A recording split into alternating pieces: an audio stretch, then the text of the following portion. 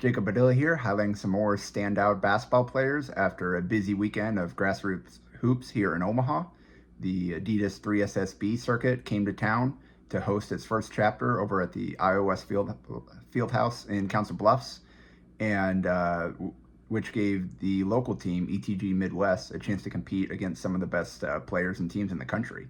And some guys certainly caught my eye this weekend from what I saw. Starting with the 17s here, Miller North 2025 Miller North forward Derek Rollins had a fantastic weekend. Averaged 15 points, 6 boards, 2 assists on 52, 41, 80 shooting splits in the 4 games. He closed out the weekend with a 25 point, 8 rebound, 2 assists performance and a win over Southern Assault, shooting 10 of 14 from the field, including 3 of 5 from 3. And Rollins is a skilled post player, and showed that this weekend. Was able to convert some tough buckets around the basket, despite being a little undersized as a post. But what really opened up his game this weekend was he was able to step out to the three-point line and hit shots as well. Went 7 of 17 from 3 in the 4 games, and shot 60% inside the arc. So he was able to be an impactful player from different levels there, and is a guy that ETG really played through all weekend long. On the wing, Kearney, 2025 Kearney wing, Ben Johnson really stepped up this weekend, because Bryson Ball, one of the team's best players, Division I offers out of Padilla in the Vista South, went down with an injury to his hand in the first game, was not able to play in the last 3. And Johnson stepped up into that void, averaged 11 points, 7 boards, 5 assists, shooting 8 of 14 from 3 in those last 3 games. Just did a great job of competing on defense, scrapping for rebounds, and finding open teammates, in addition to hitting shots from all over the court, including there was one in that last game he hit with his heels on the center circle line. Just catch and shoot, no hesitation, buried it bottom of the net. In that game, he put up 17 points, shooting 5 of 6 from the field, including 4 or 5 from 3. Just had a phenomenal performance, hit some big-time shots down the stretch to help ETG pull out that win. After the game, he also received an offer from UNK, the school right in his hometown there. New coach Marty Levinson made Johnson his first in-state high school offer, and he certainly deserved it based on what he did this weekend. At the 16U level, the clear standout was 2026 Kearney wing Jacob Weber. The sharpshooter just went off this weekend. Averaged 24.8 points on 45, 43, 89 shooting splits, and was a ridiculous 23 of 54 from 3, which was almost 43%. And that's really impressive considering the shots that he took. Quick trigger, no dip, hand in his face, off the dribble, in transition, doesn't really matter. He finds an inch of space, he's going to let that thing fly, and he hit those shots at a great rate this weekend.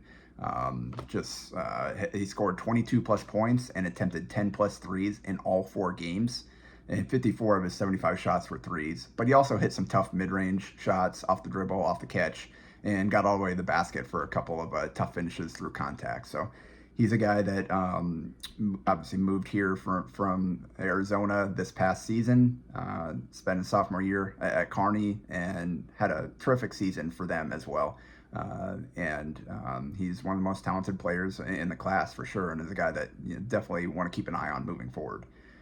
Wasn't the only one who hit shots this weekend for ETG, though, at the 16U level. Major Mosser, the 2026 wing out of Miller North, went right from the baseball diamond to the basketball court on Friday night, and ended up having a good weekend for ETG, really kind of coming alive. Averaged 15 points, 4 boards, 2.3 steals and blocks per game, so it's disruptive on the defensive end as well. Kind of a 6'5", 6'6" wing there, who can really shoot the ball. Shot 50, 43, 92 splits, so he was efficient from all over the court. Scored in double figures all 4 games, and closed out the weekend with his best game, putting up 20 points, shooting 6 of 8 from 3 and 2 of 2 from the line in a win against Brookwood Elite. So he had a fantastic weekend for them, and with Mosser and Weber out there knocking down shots, ETG was able to carve out a couple of wins this weekend. At the 15U level for ETG, the clear standout was 2027 Staley, Missouri forward Jackson Smith. He played up with ETG last year as a 14U on the 15U team, and now is back at his grade level here this year, and he just plays so incredibly hard and is so physical and is always around the ball. Averaged 19 points, 8 boards, shooting 44% from three and 81% from the free throw line this weekend. Grabbed 21 offensive rebounds and attempted 43 free throws in 4 games. Had 2 double-doubles and scored 20 points in each of the other 2 games he had. So just really productive weekend for them. Again, he just plays so hard, high motor, goes after every offensive rebound, and when he gets the ball around the basket, he's seeking out contact on every single time. He's had some trouble being efficient around inside the arc. He gets blocked quite a bit, puts up some tough ones, but that also leads to the high free throw rate where he is just forcing the issue every single time he gets it. And he's a guy that would be a nightmare to play against just because of how hard he is and how he never allows you to relax when a shot goes up there.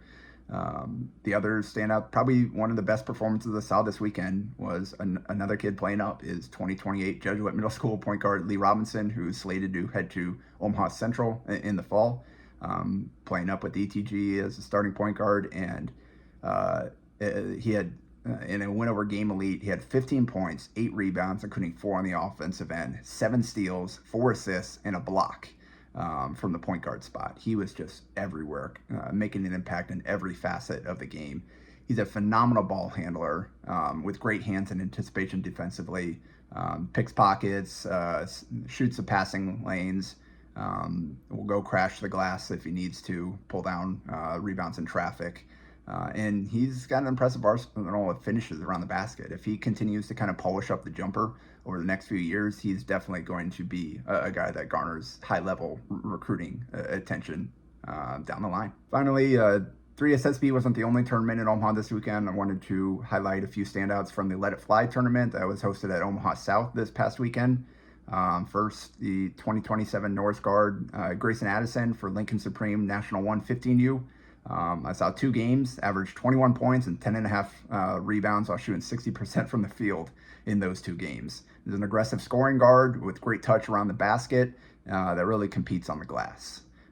Another 2027 guard that stood out to me this weekend was OSA Elite Salzman 15U guard Peter Howard, who goes to Elkhorn. Averaged 20 points, 4.5 rebounds, and 4 assists in the 2 games that I saw for OSA. He's really small, but he's really quick and is capable of making plays every time he has the ball. Great ball handler. He's got good touch around the basket, takes and makes tough shots. Is not afraid to let it fly off the dribble, off the catch from 3. And he does have good vision when he gets downhill, is able to make plays for others. The older group, 2025 guard Lincoln Pius X guard Cole Randall for Lincoln Supreme National 2 17U. Put up 23 points on 8 of 13 shooting, including 7 of 12 from 3, and hit some crazy shots among those 7 3-pointers. Quick release, deep, hand in the face, didn't matter. He hit some tough shots, so that was a really impressive display. And then 2026 Gretna guard Brantley Hack for OSA Elite Salzman 16U. His team didn't get the win, but he was really the only one who had it going for them offensively, kind of put up 22 points on 9 of 17 shooting, including 4-7 from 3. Hit some tough kind of mid-range jumpers off the dribble, deep shots from 3, and had a couple of finishes at the basket as well. So team offense wasn't really clicking for the team, but he found a way to go get his own and kind of keep his team afloat there.